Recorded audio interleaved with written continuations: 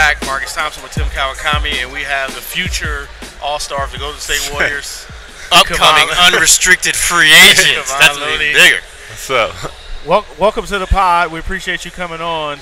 It's amazing how much different your Warriors experience has changed, right? Does it feel night and day compared to like maybe your first year? Definitely. My first year, I was on the sideline, injured a lot. Just watching, and cheering on. Now I get to be part of the action. I feel part of the group, and it's been a lot of fun. What kind of reactions you getting from your teammates? It's been great. They all have been rooting for me, keeping me confident, and they've been telling me to be aggressive all year, from the beginning. So these last few games, I've been real aggressive, and then they've been real proud of me and keeping me confident. Whenever I hear athlete and back and hip, I'm like, uh-oh, right? And you had hip surgery. Yeah. I imagine there had to be times where you're like, I don't know if I'm going to be able to do this. Or were you always like, I'm going to get back, just let me get healthy? I was always saying I'm going to get back. I mean, coming into the NBA, you don't ever know what's going on, what's going to happen. And I knew coming out of UCLA that I was going to need surgery, and I ended up getting two on both of my hips. So it was kind of I felt confident just because when I went out there after the first one, I felt like I knew how to make all the plays. I just couldn't do it yet because my body wouldn't let me. So I knew if I got a good summer in to work that I could probably go out there and play the way I want to. So this summer is my first time really getting to work out instead of rehabbing. So I felt like I got a lot of work in. I felt confident coming to the season. And just lately, though, the lefty dunk, the lefty finishes, driving lefty, the jumper from the wing.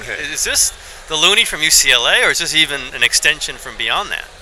It's probably that's what I used to do growing up in high school and in UCLA. I was more I played a lot more of the four and the three, but coming off of hip surgery and the way the game has changed, been playing a lot of five. And when you got guys on the court like KD and Steph, your goal is to get them open and passing the ball in the spots they want to get them in. So with the guys out, there's a little bit more shots floating around. So I just wanted to be more aggressive. Steve told me to be aggressive, and I've been trying to find openings. You literally, though, hadn't done that left-handed dunk in the NBA, that's for sure. I mean, are you thinking maybe I can get there, or is this something like I'm getting there and I'm throwing it down? I was actually surprised that the guy jumped, so I really think I had an easy dunk.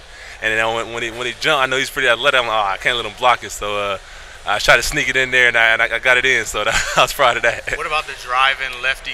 I think it was like 2 or 3 dribbles with the left hand, go up left. Where did that come from? That's something I always had. I've always been a pretty good driver, and you watch us play 3-on-3 after practice. We all do some things that you never think we could do. So something I'm confident in. I'm confident coming off the dribble and slashing. Something I made how I got to the NBA off of. So just doing it for the first couple times this year has been feeling pretty good. On a team that very rarely makes bad moves, right? They've got to this point by making really good moves. One of the controversial moves now is that the Warriors did not pick up your option. What were your emotions when they told you they were going this route? It was kind of a letdown. I knew it was up in the air. It was going back and forth. But when they didn't pick it up, it was like they told me why, so I understood. I've been here for 3 years. I've seen a lot of players come and go, and so I know the basketball is a business. So I was kind of let down, but I know I was going to try to make the most of it. And now I'm playing for my contract for next year, so I just wanted to go prove myself. I knew this summer it was a lot of doubts about what I could do. People was doubting if I'd even be in the NBA still, so I just wanted to come in and prove myself. I was real confident. I knew what I could do, what I was capable of. So now I'm just trying to bet with myself. They've got a lot of centers. They've had a lot of centers for a while like now. 90 of them, right? And they drafted centers behind you, right? I mean, Damian 2 years ago, Jordan Bell, basically a center. Yeah. As you've watched this, what's that been like? As just seeing the accumulation of big men, and knowing Steve doesn't play that many of them at a time. I mean, it's just part of the game. It's always somebody next up. And when I was here, there was most space. Bogan, they drafted me, and we played the same position as Festus. So I knew it's a position that he likes to switch a lot and do a lot of different things with his center. So I just wanted to come in and try to make myself a role. I seen guys like McAdoo who earn minutes and just being out there, being energetic, being able to switch on the defenders, and Mo be able to shoot the ball. And I've seen different guys come through. I just wanted to come in and try to find myself a space that I could fill in. So what was camp like when You know, it's Damian, you, Jordan, all together. Are you? I mean, some of it was injuries, I know, back in it, but was it competition? Has it been competition with you guys? It's a healthy competition. It wasn't nothing like we not root against each other, but with all our guys, you know, even with Draymond's competitive. He gonna make practice is always competitive when we get to going up and down. So everybody want to training camp. Everybody want to go prove themselves and show them what they could do. So it was a healthy competition. You know.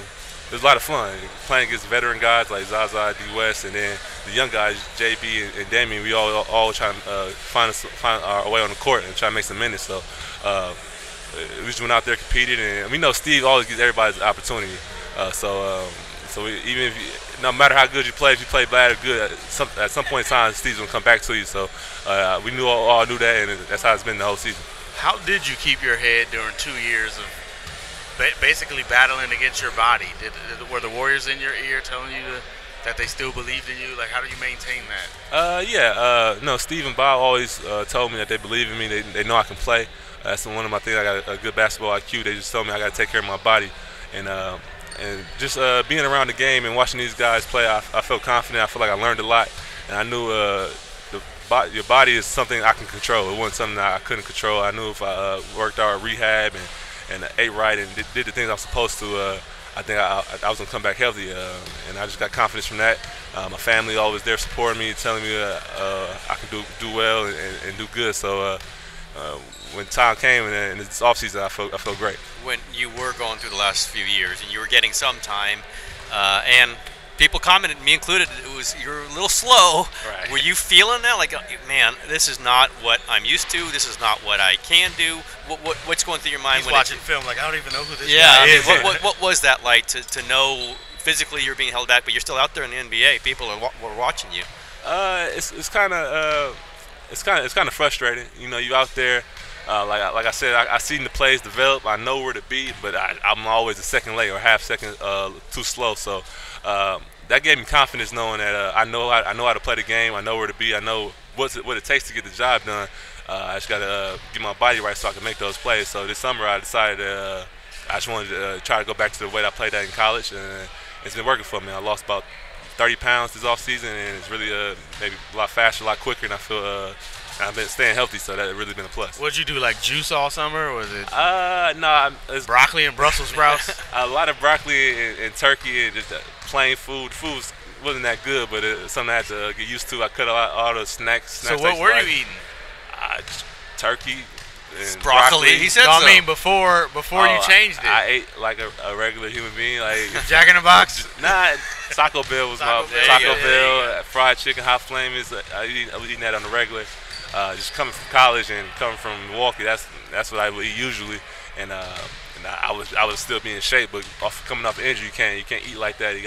It's a different level of intensity in the NBA, so I had to change my diet. I heard Andre was in my ear for 2 years about it, and I finally listened to him, and it paid off. So Andre was the one slapping the bratwurst out your hand? Yeah. Every time I had something in my hand, Andre, what you eating? What's that? All right. And then he was right, so I listened to him, and it really paid off. Is there more, you think, more quickness, more dynamicness left in you that you can get back? I think so. I think this summer only scratched the surface of my body. Really, I did it in only like a month or two. Coming off of summer league, I was still coming off a little injury, and I still wasn't all the way in shape.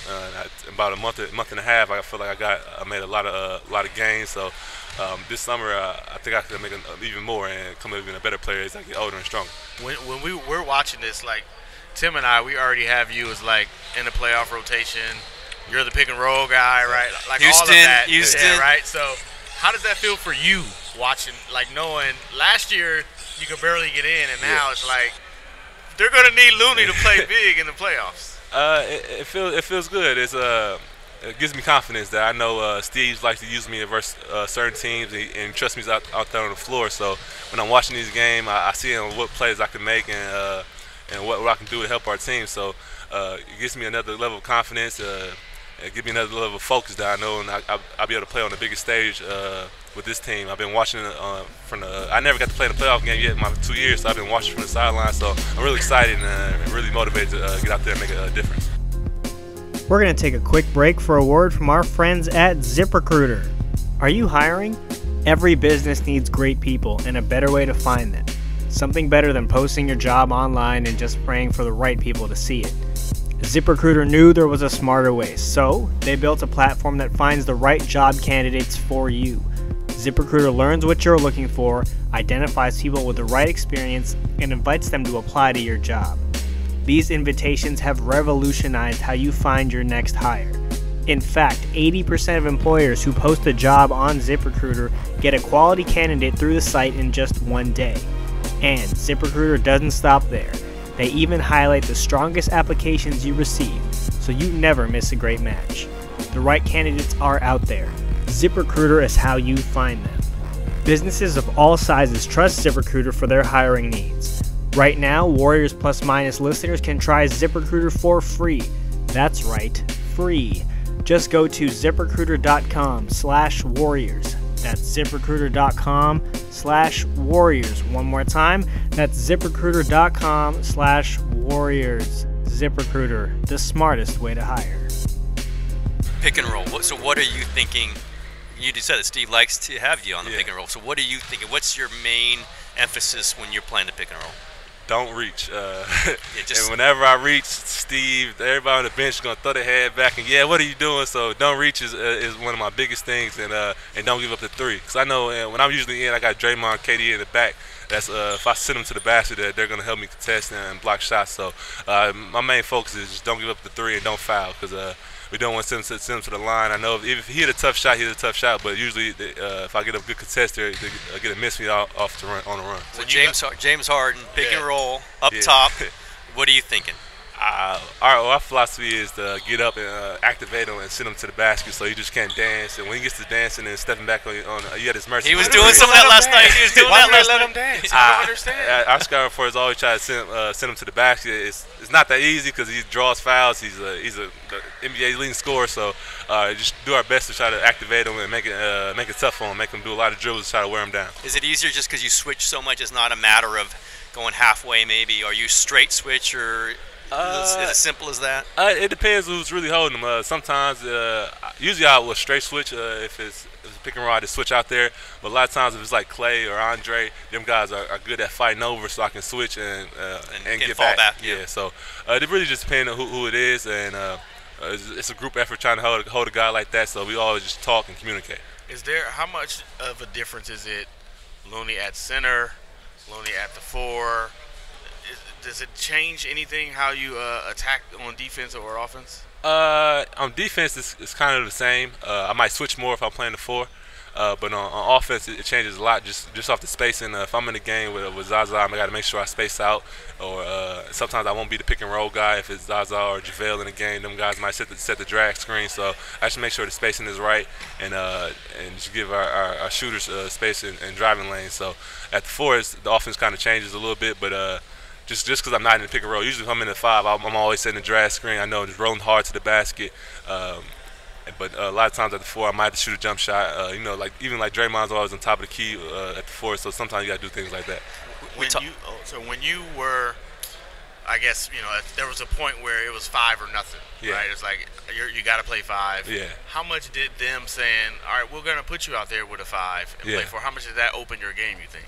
I think it opened a lot. It just gave me I knew that I knew I had to shoot the ball more. Not being only big on the floor, when you're only big on the floor, you kind of defer to the other guards. Like that them guys are shooters. Them guys are great playmakers. So you really just let them make plays for you. But at the four, I feel more comfortable, more confident, just going off the dribble and just attacking the big man off the dribble. Just I feel more confident. And it's something I always played the four. Just coming to the NBA I had to learn how to play the 5. So this is kind of new to me. We always talk about this with the guys that, obviously Steph, Kevin, and Clay are out right now. Yeah. But when you're on the court with them, how much pressure do you feel? Like, I'm open, but you know what? They're pretty good shooters. Yeah. And does that get in your mind, and does it hurt the jump shot a little bit? It kind of deters you from taking it. Just knowing that if I wait a half a second longer, Steph or Clay is probably going to be open for a 3.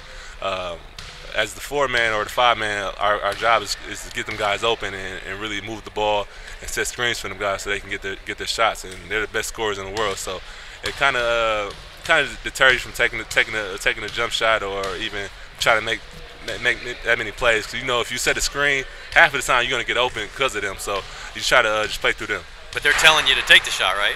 Yeah. They usually, they're telling me to take it recently. You start making them.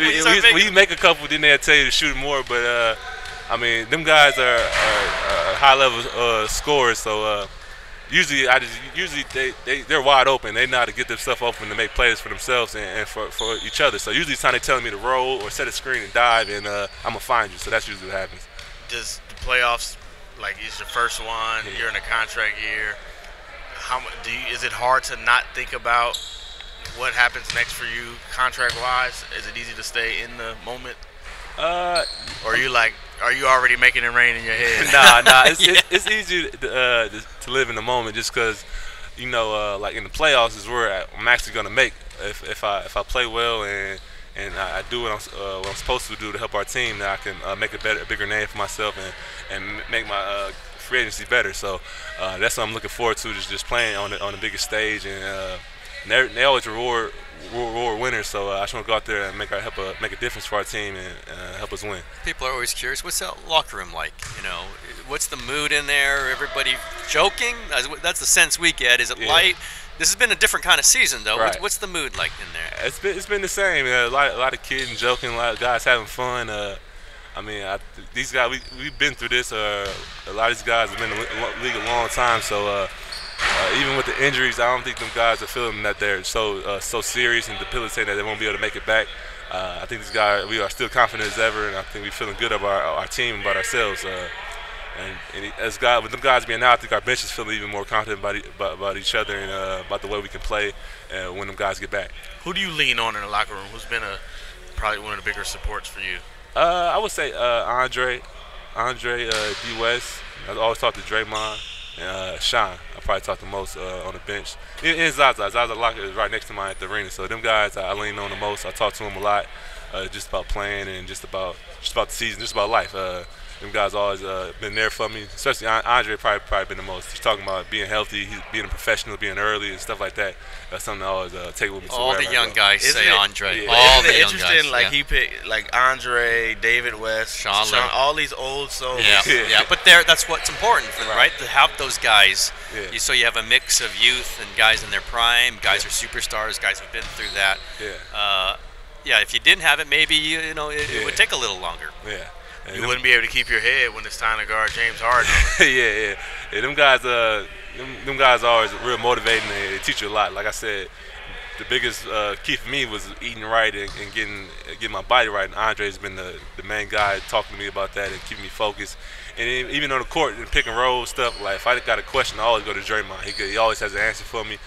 He's out there doing the same thing I'm doing, so he knows all the guys' tendencies and what everybody likes to do is the reason he was the defensive player of the year last year. So even on the court, he's probably my biggest go-to guy, just leaning on and just knowing guys' tendencies, what them guys like to do.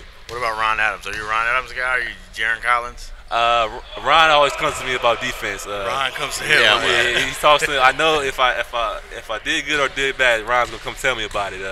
He always gives me something I can take with me, some knowledge.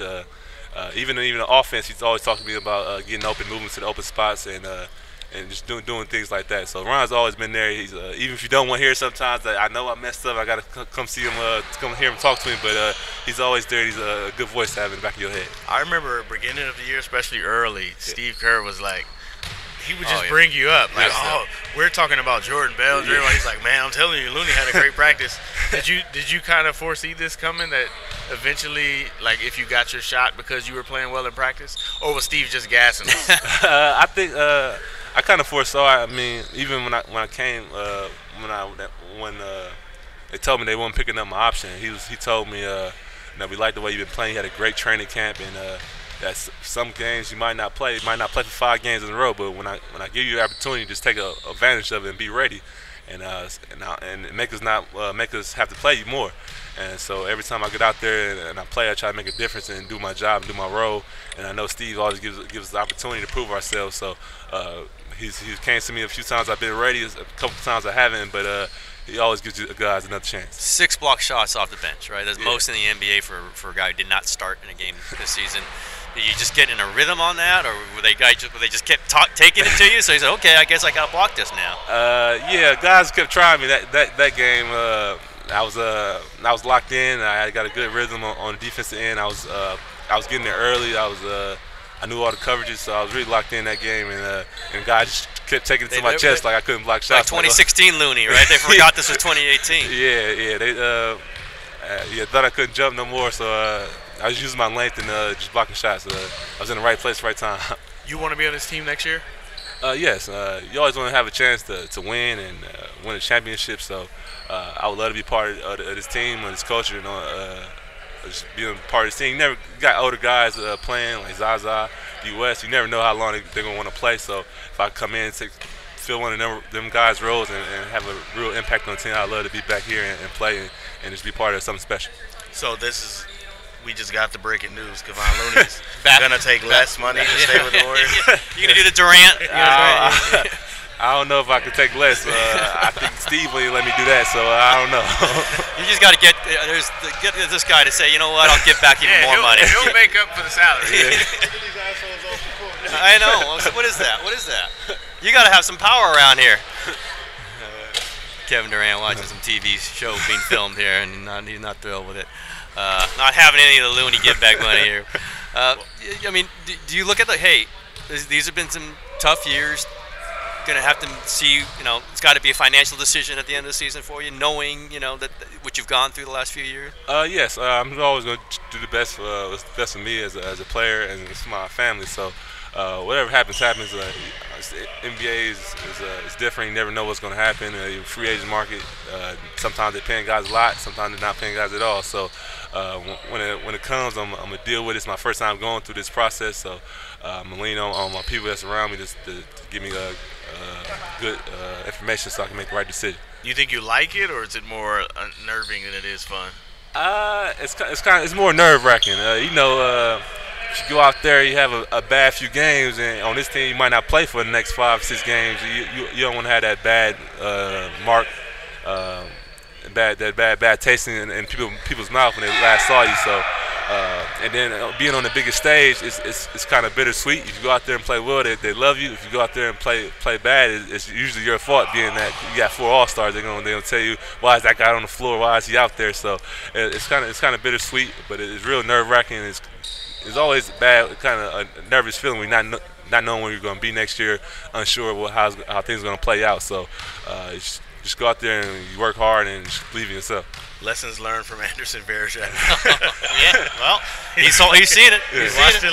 Yeah, you've seen it. Yeah. Wow. Well, Looney, thanks for coming on. Everybody loves you now, so left-handed dunks, right? Everybody loves you now. Thanks for having me, man. Welcome to the beloved. Thanks. I hope I can stay on the beloved side for a long time. Right, and keep in mind, you would always be welcome on this podcast once you sign a real contract. All right. Thanks, Kevin. Kevon Looney, thanks. Thanks.